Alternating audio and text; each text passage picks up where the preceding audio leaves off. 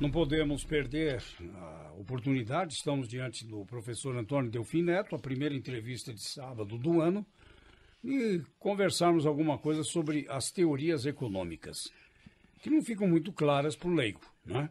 Então, por exemplo, os keynesianos. O que são os keynesianos, né? Do grande economista inglês... John Maynard Keynes. Né? Que era grande nos dois sentidos, que ele tinha 1,98 m, né? Era um gigante, era um grande economista grande. E a escola de Chicago, que está sendo tão comentada aí com a equipe do Paulo Guedes. Quais são as diferenças aí dessas teorias? Na verdade é o seguinte, essa escola de Chicago acredita que o mercado, deixado a si mesmo, produz o equilíbrio. Por que o senhor disse certa vez que a escola de Chicago matou mais gente que o Al Capone? Não foi Delfim que disse isso? Eu não disse isso, mas talvez até pudesse sustentar. Pode ser. Basta ver o que no Chile. Mas não, eu jamais teria dito isso. Mas o que ele está dizendo... Zé, tem dois grandes economistas que transcendem ao nível da economia. São, na verdade, filósofos. Marx e Keynes. São os dois mais traídos por seus epígonos. Essa é que é a verdade. Não há nada pior do que um marxista ou um keynesiano, porque ele está congelado.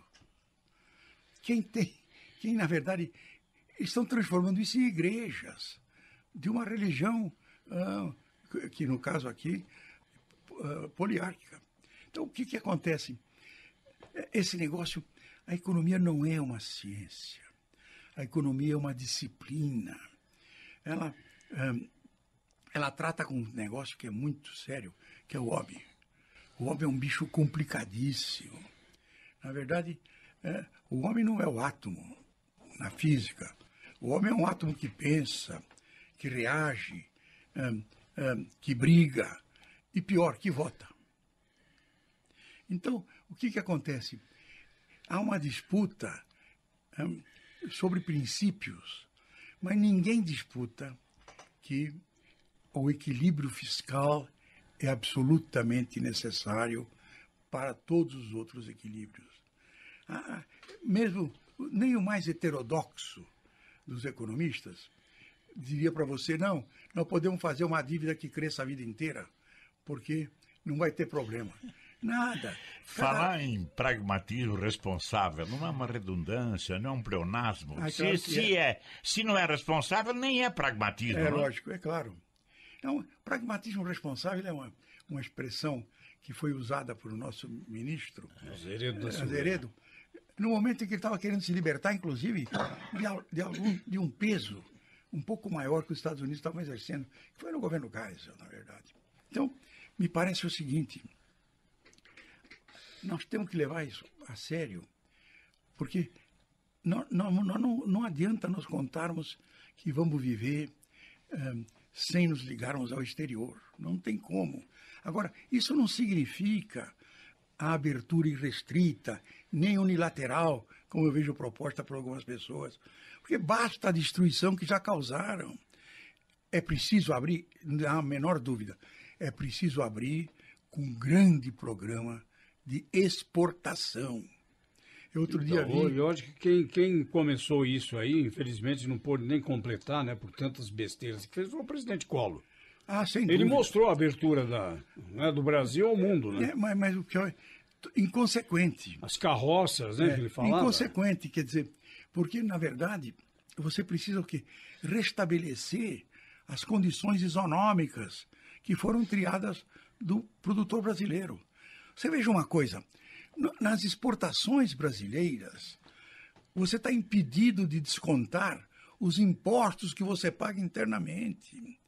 Como é que é possível eu imaginar que um sapato produzido em Franca deva pagar imposto e que vai ser exportado para Frankfurt, deva pagar imposto ao Alckmin? Que esperança tem um alemão de Frankfurt de que o Alckmin vai prestar algum serviço para ele? Ele tem que pagar imposto para a Merkel. na qual ele vai ter a vã esperança de receber um serviço. Então, o que acontece? Você destruiu, você impôs a eles um câmbio absolutamente equivocado. Zé, a liberdade cambial exige uma condição fundamental: que a taxa real de juro interna seja parecida com a taxa real de juro externa mais o risco Brasil. Quando isso não acontece, você tem movimentos de capitais, que é o carry trade, que são arbitrários e especulativos. E o que acontece quando isso acontece? A taxa de câmbio não é mais um preço relativo que equilibra o fluxo do valor das exportações com o fluxo do valor das exportações. Ela não tem mais nada a ver com o sistema real. Foi o que aconteceu. Foi o que aconteceu no Brasil. Durante 4 anos, a taxa de câmbio não teve nada a ver com a economia real. Ou seja, isso mostra os riscos do poder. Professor, qual é a expectativa para a economia internacional? Agora, no final de dezembro, tem alguns analistas aí sugerindo que há uma recessão contratada para os Estados Unidos, talvez para o primeiro semestre de 2020, exatamente o ano da eleição, da tentativa de reeleição do Trump. A França passou o final do ano todo aí envolvida em uma série de protestos violentos. O senhor já lembrou aqui o Reino Unido envolvido no Brexit, sai ou não sai? Qual é a perspectiva para a economia internacional? Eu acho que a economia internacional está numa dificuldade. Basta ver a Itália, né? A Itália está em pleno processo de subdesenvolvimento e acelerado. Tá certo? Então, é mais um ponto a que eu referi, está ajudando o Trump a destruir a Comunidade Econômica Europeia. Provavelmente, os efeitos do Trump, que foi aquela queda de impostos, tudo aquilo, vai se esgotar. A taxa de crescimento dos Estados Unidos vai cair. E a dívida PIB dos Estados Unidos vai subir muito mais celeremente. Os economistas preveem 9 entre 10 crises que nunca se realizam. Então, o que acontece? Não há nada seguro, mas há uma certa convergência da taxa de juros de curto prazo com a de longo prazo. Há umas evidências empíricas que, quando isso acontece, você está caminhando para uma recessão. Mas tudo isso são conceitos. O que acontece é o seguinte: seguramente a situação externa está se deteriorando. Você não vai poder contar com nenhuma das virtudes que você teve nesses últimos anos. O que é um fato que você tem que levar em conta. Porque eu imagino hoje que, com o entusiasmo que tem no Brasil, com a disponibilidade de fatores que tem no Brasil, você tem o quê? 26 milhões de pessoas que poderiam trabalhar um pouco mais se tivessem condições. Você tem uma indústria trabalhando a 75% da capacidade.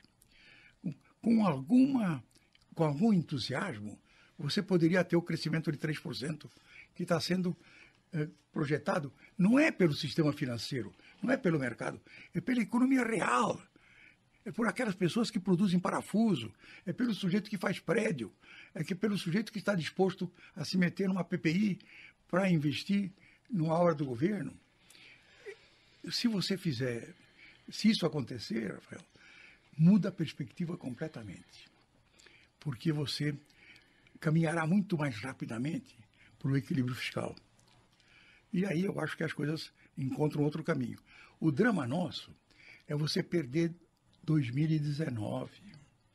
É você perder 2019 enrolado no Congresso com políticas como está acontecendo agora. O comportamento do Congresso nesse último mês foi indecente, é uma coisa inacreditável. Quer dizer, aliás, uma das coisas mais graves no Congresso, como eu disse, ele tem leis. O regimento interno impede que você vote a favor de você mesmo. Quer dizer, todos aqueles que votaram, aqueles agricultores, que votaram a favor do Fundo Rural nunca podiam ter votado.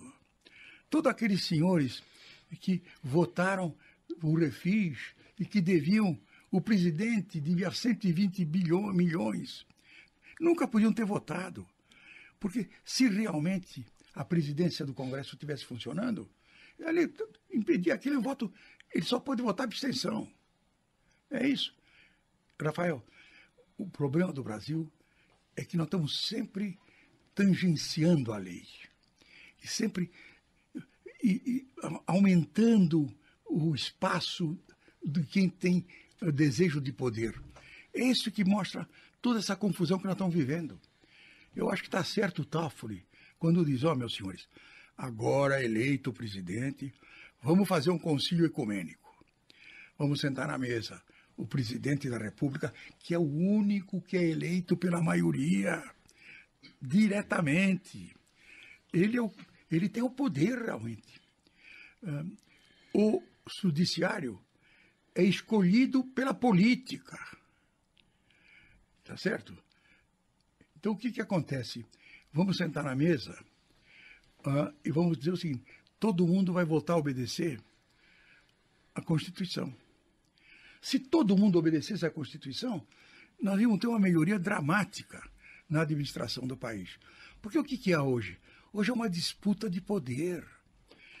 Cada um depois que a Dilma perdeu o seu protagonismo naquela luta no Congresso, o Executivo perdeu o poder. Essa que é a verdade. Professor Delfim, eu queria recapturar algumas coisas da história. O senhor foi ministro do último governo do regime militar, presidente João Figueiredo, quando a inflação foi às nuvens. Eu me lembro que num programa aqui em 1983, na passagem do ano, o senhor dizia, né? 83 só não será bom para quem morrer, né? Foi mais ou menos isso. Foram os dois choques do petróleo que desacertaram a economia brasileira ou houve outros fatores? Não. Deixa eu lhe dizer, os dois choques do petróleo realmente produziram um efeito importante no equilíbrio. Foi a perda de... Na verdade, o que nós estamos esquecendo é o seguinte, já em 83, 84, o Congresso estava votando o que queria. Quando você... A correção monetária era anual. Quando chegou em 40%, ficou visível que era muito difícil continuar. Nós, então, passamos para 6%. Se você for no Conselho do Governo, você vai encontrar uma carta lá, escrita por mim, que diz o seguinte, isso rigorosamente não vai resolver nada. Por quê? Porque simplesmente vai dobrar a taxa de inflação. E foi o que aconteceu. A taxa veio de 40 para 80. Já no governo Geisel, inclusive. Quando... não, foi posteriormente. Quando você encolheu ainda mais a correção monetária para 90 dias, dobrou de novo. Passou a 200%. Se você olhar, 83, 84... a taxa de câmbio, a taxa de inflação está mais ou menos estabilizada nesse nível horroroso de 180, 190. O que aconteceu depois? Com isso, você fez o plano cruzado. O plano cruzado, os economistas que fizeram o plano cruzado tinham consciência clara de que aquilo não ia se sustentar. Primeiro, porque não tinha reserva externa. E segundo, porque todo congelamento tem um fim. O Sarney foi beneficiado por um movimento que vocês lembram, os fiscais do Sarney. O congelamento valeu, o produto não existia mais, mas valeu até o dia da eleição. No dia seguinte ao da eleição, liberaram todos os preços. Aí você perdeu o controle sobre tudo. Quer dizer, e aí veio a Constituinte, e aí o Sarney foi também uma vítima desse próprio processo. Ele foi, na verdade, durante muito tempo, eu acho que o Sarney foi vítima do autoritarismo do Dr. Ulisses. Essa que é a verdade. Mas essa é uma história ainda para ser escrita.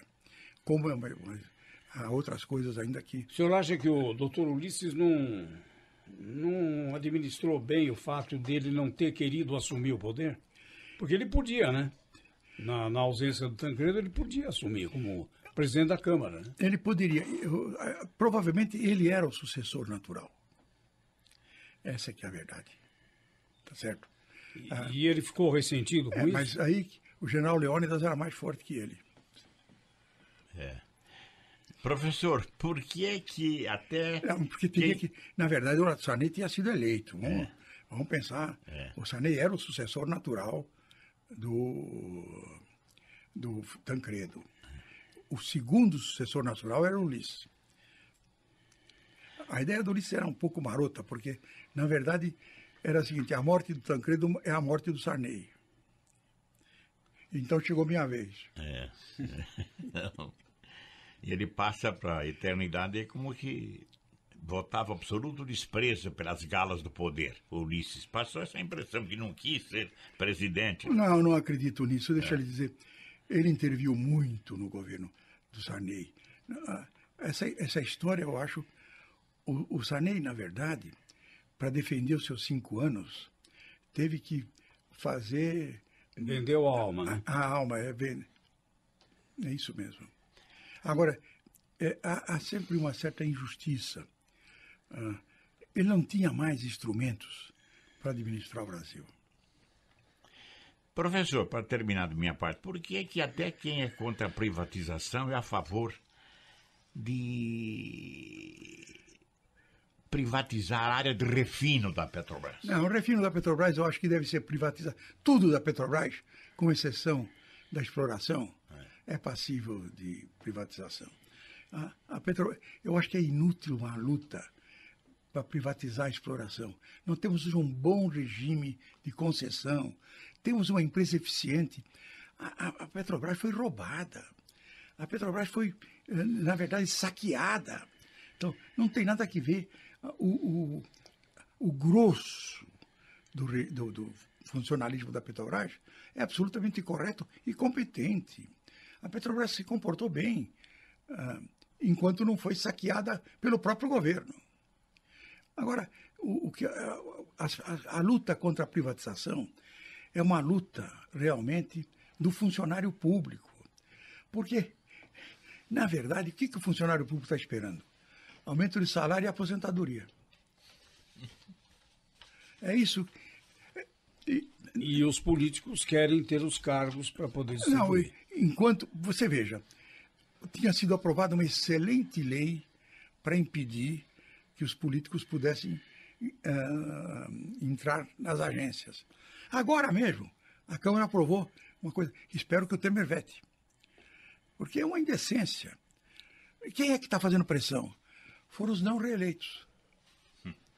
Querem aí um naco, né? Exato. Professor, esse novo método de negociação do presidente Bolsonaro com o Congresso, de negociar com frente, a frente do agronegócio, a frente da segurança, a frente evangélica. O senhor conhece bem o Congresso e sabe que dos 513 da Câmara ali, por exemplo, os que decidem o jogo mesmo são poucos, né? Dos 513. O senhor acha que é possível tangenciar os líderes? Ou deixar eles ali meio à parte de negociações? Isso é ignorar como funciona. A Câmara funciona com os partidos. São os líderes do partido que decidem, que sentam na mesa com o presidente para decidir a ordem do dia. Então, essa ideia de que você pode fazer isso com pancadas, eu acho que você pode. Mas o que acontece é que se um líder... Porque uma bancada ela tem 4 ou 5 partidos. Se um líder fechar a questão, o sujeito não vota, seja lá quem for. Essa que é... Então, o que eu acho é o seguinte... E o Onix não sabe disso? Eles sabem de tudo isso. Eu acho... O que acontece é que o entusiasmo, na minha opinião, é muito grande. É um entusiasmo porque a sociedade colocou realmente na mão do Bolsonaro uma eleição bastante forte. Quer dizer, o Bolsonaro entra como um presidente extremamente forte. Vai poder usar o poder que a Constituição lhe confere. Um desses poderes é escolher livremente o seu ministro. As pessoas não entendem também o seguinte, uma brincadeira antiga e que é verdade, é que ministro é nomeado em português, mas demitido em latim. Ele é demitido ad nutum. Ad nutum significa assim, só um sinal da cabeça. Vai-te embora. Às vezes por telefone. Não. Frequentemente por telefone, porque não quer enfrentar os olhos do outro. Agora, tivemos uma boa renovação, né, do Congresso. Muito, muito. Eu acho, inclusive, eu me divirto um pouco com o entusiasmo de alguns deles, imaginando que voto vale. No Congresso, quem teve 2 milhões de votos e quem teve 20 mil e foi eleito, vale a mesma coisa. Não adianta. Eu tive 2 milhões de votos, daí?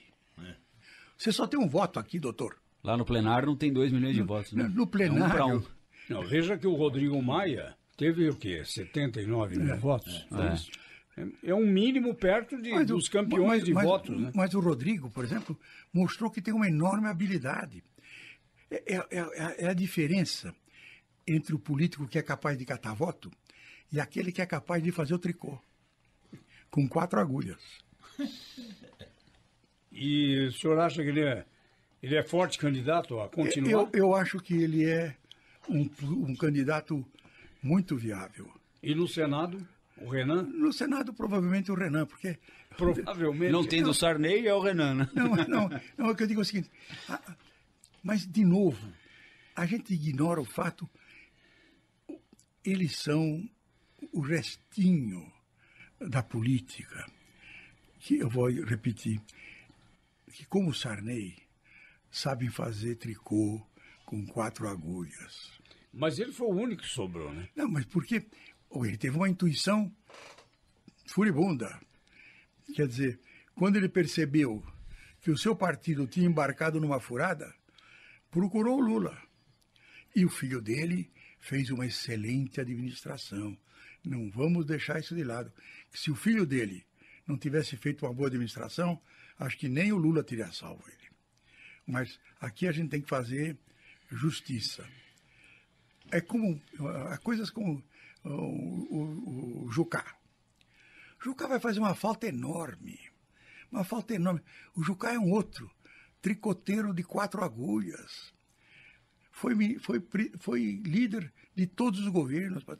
É um acomodador terrível. Então, a limpeza foi uma racia, né? Foi um negócio bárbaro. Agora, por que foi interessante? Porque os políticos tinham preparado uma reforma política que dava todo o recurso na mão deles, tudo na mão do presidente do partido. Quando você olhar como eles distribuíram as verbas, veio um negócio por baixo. Essa tal de mídia social que se organizou, é uma mídia em que nenhum poder controla. Por isso que eu acho que você não deve confiar imaginando que isso é permanente. Do mesmo jeito que esse negócio vai para a direita, vai para a esquerda no dia seguinte. O Lula acabou? Não acredito. O Lula, deixa ele dizer, o Lula vai pagar o seu preço. Eu continuo dizendo, o Lula foi um bom administrador. Talvez tenha sido laxista, mas foi um bom administrador. Encerramos, então, essa primeira entrevista do ano de 2019, não poderia ter sido melhor, com o professor Antônio Delfim Neto, nosso colaborador